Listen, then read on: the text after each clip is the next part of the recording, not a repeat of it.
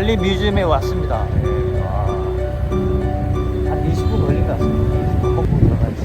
여기는 이제 뮤지엄 근처인데 앞에 공원이 있어요. 공원이 있고요. 아주 사람들이 이렇게 쉬고 있네요. 제가 동남아에 느낀 건데요. 에어컨이 필요 없어요.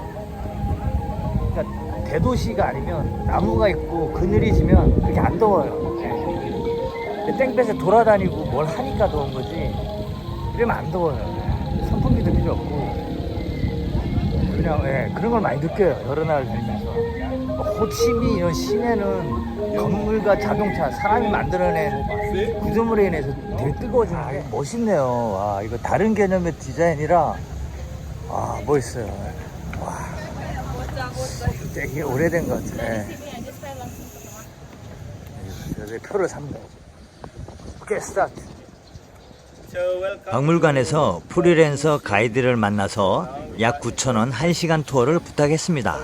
명승고적은 가이드를 동반하지 않으면 겉모습만 보고 깊은 의미를 제대로 다 이해하기 힘들기 때문입니다. 이분을 통해 정말 많은 흥미로운 발리의 역사 문화를 알게 되어 참 유익한 시간을 보냈습니다.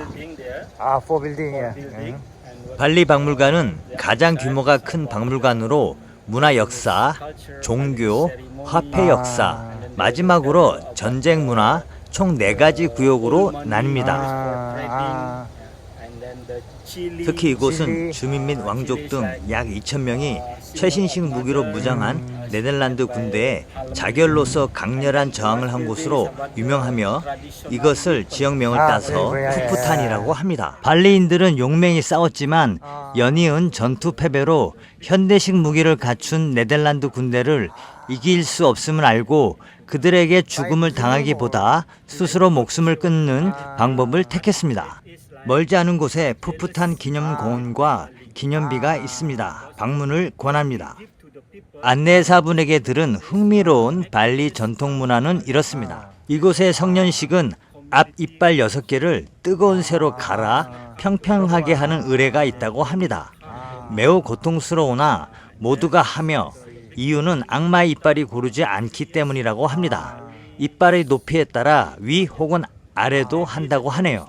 7세기경 중국의 황제가 보낸 공주와 이곳의 왕이 결혼을 해서 중국의 문화 영향을 많이 받았고 특히 중국의 음과 양 사상이 발리 힌두교에 깊은 영향을 끼쳤다고 합니다. 이곳의 아이는 210일 동안 땅을 접촉하지 않게 길러진다고 합니다. 땅의 나쁜 기운이 전달되는 걸 막기 위한 것이라고 하네요.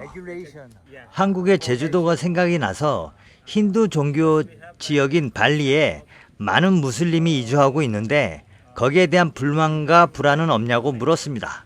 안내사분의 개인 의견은 단지 서로가 존중하고 평화롭게 문제없이 살기를 바란다고 하네요.